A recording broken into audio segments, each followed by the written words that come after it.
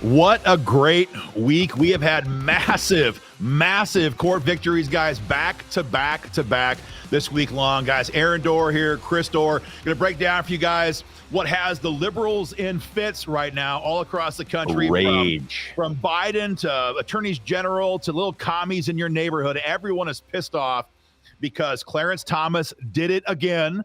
He upheld the rule of law again, and he has struck down. He has struck down the Trump era. Let's be honest, the Trump era bump stock ban here in America. It is a massive victory for gun owners, a 6-3 opinion today.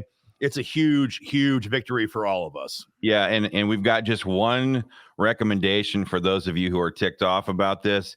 It's cope and seethe. Cope and seethe. Because we wish nothing better for you than to do that. Aaron, if we could have a visual picture of what's going on right now in a lot of these, like if we could see them in their little holes. Do you have a picture of what these people look like right now? There it is. That's it. That's it. That's exactly it. Cope and seethe and scream. They don't do it very well. Because your attempts to try to pass gun control through executive fiat and rather than going through Congress just got a total slap by Judge Clarence Thomas, my brother from another mother. That's right. And we're going to take you guys through that right now. I've been getting text messages from legislators all over America for the last couple of the last 2 hours. One of them said, "I'm so happy I could cry right now." And yes, thankfully it was a woman. I'm about teared up myself. So, Aaron, why don't you kind of bring us into this 6-3 decision by the majority court?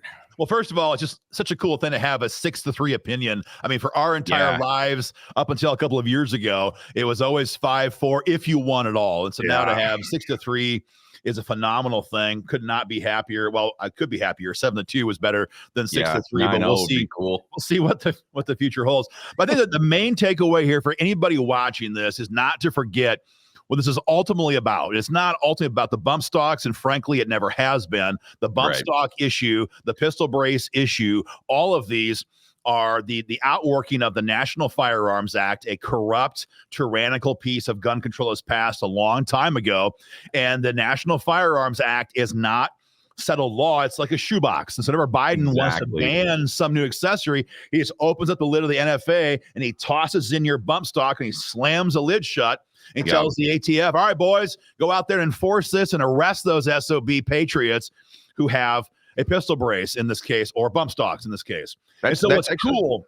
That's actually a really good point that not a lot of people talk about is that they don't ever just pass straight up gun control bills. They pass gun control framework bills. And anybody who listened to Biden just the other day, he talked about it at his Gun Sense University address to the Lion Commie Mommy Brigade that there's so much work they have to do now to build on and expand the Bipartisan Safer Communities Act. So, yeah, good point.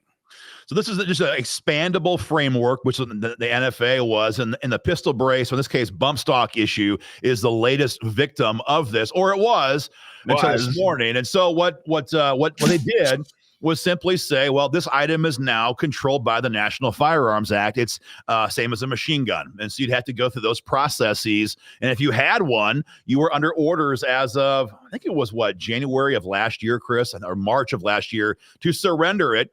Or no, I'm confusing with pistol braces. I'm sorry. Yeah, I was gonna say that's pistol braces. Bump stocks have been or face 10 years in prison, 10 years in prison and a massive fine. And those days are gone. And Clarence Thomas had a very awesome opinion. I read the whole thing word for word a little bit ago. So did you, Chris. 20 pages of freedom on text. And what was hilarious to me was that Clarence Thomas didn't even have to use the big arguments. He didn't even have to say, you guys bypassed Congress. You mandated gun control by fiat. That's tyranny. He didn't even have to do that. All he did was he beat Biden's ass by using his own arguments against him about what a machine gun actually is. That's actually one of the most satisfying things about this whole ruling. And we're big believers in this here at the American Firearms, whatever platform you're watching this on right now, quite frankly, at using the enemy's rules against them, forcing them to live under their own rules. And that's exactly what he did here. Aaron, you've read the whole thing. And yeah, we have some and phenomenal quotes. I mean, for those who don't know what a bump stock is, it attaches to the back of your rifle and it allows your body to kind of harness the energy of the recoil, and it allows the gun to function at a faster rate. But the media wants you to believe that it's an absolute machine gun. If you've ever used one, you know it's not really that way, because your supporting hand has to hold that rifle forearm just right. Too much pressure, it doesn't work. Not enough, the gun jams. It doesn't work reliably. And that's what Clarence Thomas said. He said that the gun requires two hands. It is not simply a single depression of the trigger to function as a full auto. And he said, we conclude that semi-automatic rifles equipped with a bump stock is not a machine gun because it does not fire more than one shot by a single function of the trigger. And he even, Chris, you saw this, he even went so far as to have drawings in the opinion to show the ATF, because everyone's watched Dettelbach, right? You've watched him in hearings. I've been there in hearings with Dettelbach, and they'll ask him, what's a machine gun? What's a pistol brace? What's a bump stock? And Dettelbach's always like, I don't know. So Clarence Thomas, Dettelbach, hey, I'm going to fall on this sword. Dettelbach is your classic Northern Ohio brain dead liberal. He really has no clue, but he's riding for the brand because he's made his entire life career a public service of being a slave for the left. So yeah, that's exactly what Clarence Thomas is not. Yeah, he put the drawings in the decision so that Dettelbach can Google and find out what the hell is a machine gun. And so he showed him, this is what a machine gun is. This is what a bump stock is. And it does not allow the firearm to be operated by a single press of the trigger at full auto capacity. He made it so that the crayon eaters like this one could actually figure out what was going on or what he was meaning by it. So. He had one more quote too. He said that a bump stock is not a machine gun for a second reason. Even if a semi-automatic rifle with a bump stock could fire more than one shot by a single function of the trigger, it would not be able to do so automatically. And that's where he explained in detail, I'm talking about paragraphs and paragraphs, how it needs a supporting hand to make the rifle function the right way with a bump stock. He wrote this like he's been an Army Special Forces firearms instructor for like 20 years. It's amazing the detail he went into. It's actually a really good point, and it leaves me sitting here begging. I really want to know the answer to this question. Does this guy actually know guns that thoroughly himself? And I wouldn't be surprised because, he probably goes out to the good old boy clubs on the outskirts of up there in Maryland somewhere. I'm sure he can find some special forces boys to go shooting with.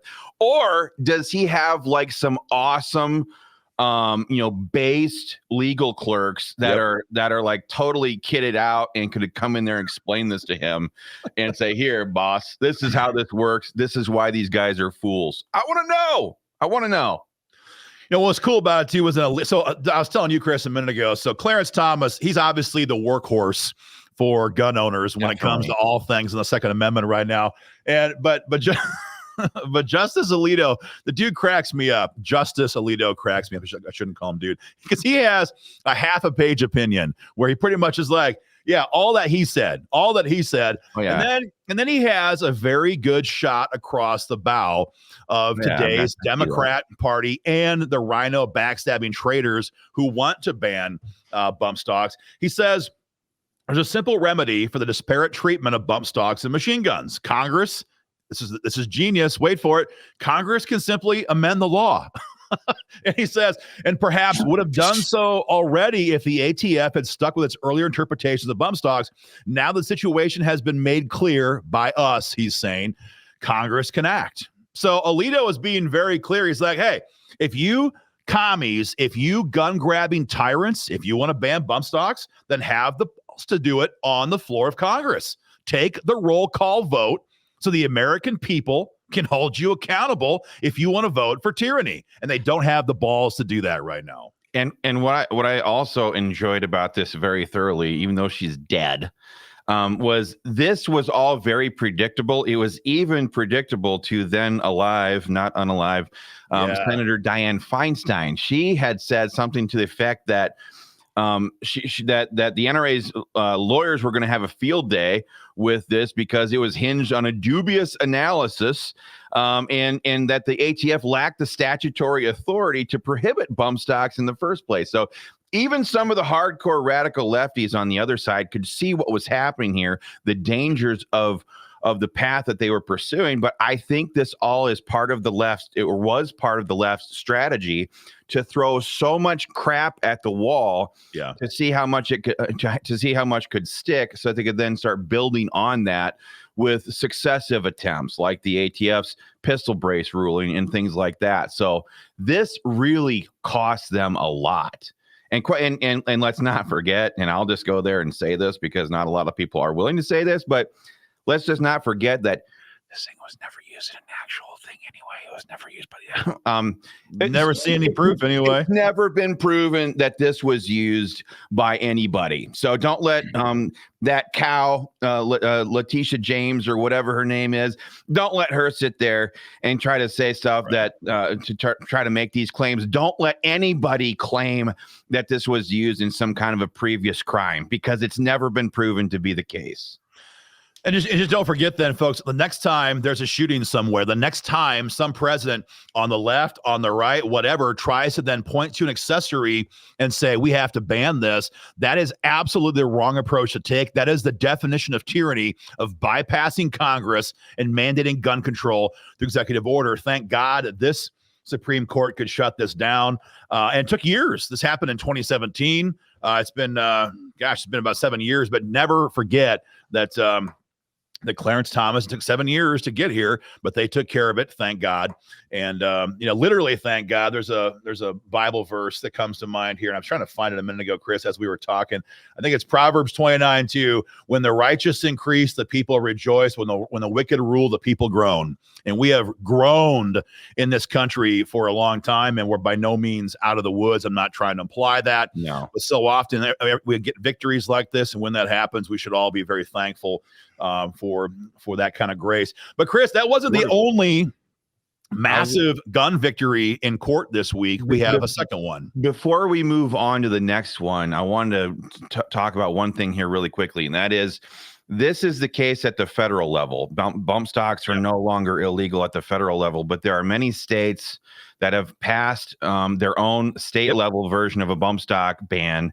And if you live in one of those states like California, I think Washington, Illinois, New York, New York State. Yeah, a lot of these states, Illinois, they might still have these things in place. And so for those of you who were comfortable being a felon under this federal ATF rule, maybe the load has lightened a little bit, but that does not mean you're out of the woods at your state level. And be aware, these people will absolutely persecute you and prosecute you.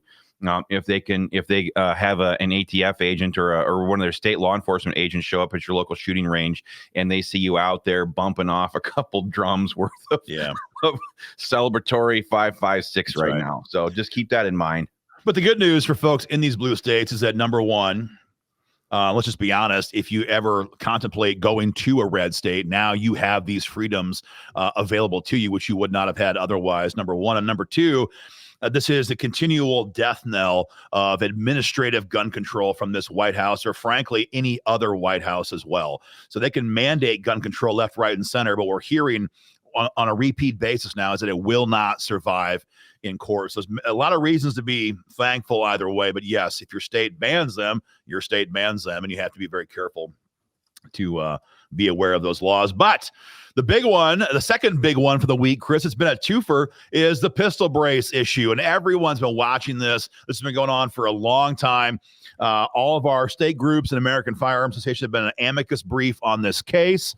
And awesome news out of the Texas district courts today. Last week, the judge's name is Matthew Kaczmarek. And if you ever want a fun little ride, like hop on YouTube and just type in Matthew Kaczmarek, a video search, and watch how much the left has hated this guy before he issued this opinion. But for those who know, we're talking about a pistol brace is identical in the way it looks with a normal AR-15 buttstock. You cannot tell them apart from 5 feet away, and it functions similarly, but the ultimate design is to make it easy for those who lack upper body strength, or those who are disabled, those who are military veterans who have literally lost limbs, as was the case of one of the people in this case, to more easily stabilize an AR pistol. That's what it is. Functionally, it looks like anything else. And so the idea that the ATF has no problem with a buttstock for a rifle, but suddenly wants to ban pistol braces, was always stupid. And when we were in hearings with the ATF, Chris, we had Congressman Massey hold up a buttstock and a pistol brace. And he asked Dumb Dettelbach, which one is which? And I don't know.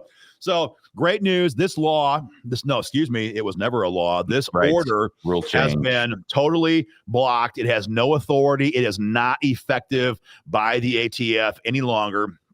The issue came down 2 days ago. The case is Brito versus ATF. And for those who've been watching this case, it's already been dealt with at district court level, and it was actually upheld there. It then went to the circuit court level in the 5th, and everyone knows that these days in America, the 5th Circuit is the pro-gun circuit in the country for gun control rules. Yeah, and so the 5th took an approach on this and said, look, frickin' Biden and ATF cannot mandate gun control by fiat. Specifically, it said it violated the Administrative Procedures Act, which is to say that you can't make law by rulemaking. There has to be an actual law passed in Congress to be able to do this. And so the 5th destroyed it already. They then said, hey, Judge Kaczmarek, now that we've just like toppled the entire authority structure of the pistol brace ban, go back and review it and see if anything else still stands. And no surprise,